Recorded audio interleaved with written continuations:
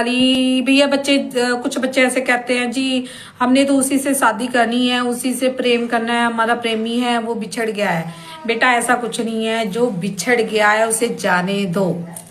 किसी को जबरदस्ती अपने बस में करने की आवश्यकता नहीं है। थोड़े दिन का ही काम होता है और थोड़े दिन ही वो रहता है, और ना ही ऐसे काम करने चाहिए। हम लोगों की जो सिद्धियां होती हैं, हम लोगों की जो कमाई होती है, क्या हम इसी काम के लिए रह गए हैं? हो सकता है कुछ अच्छा करो। प्रेम प्रेम प्रेम, आपको तो हर दूसरे दिन प्रेम हो जाता है हर किसी से, है ना। वो पसंद आ गया, वो पसंद आ गई, वहां पे पसंद आ गया, तो हर किसी से प्रेम नहीं होता। प्रेम ये कुछ हलवा नहीं है जो हर कोई खा लेगा भैया। प्रेम बहुत अच्छी चीज होती है, बहुत पावन शरीर कहते ना, एक उस भगवान से परमात्मा से प्रेम करो, युगो युगो तो हर जन्म में आपके साथ रहेगा। ठीक है, इंसानों से प्रेम करने का कोई मतलब नहीं है। जय माता दी, जय।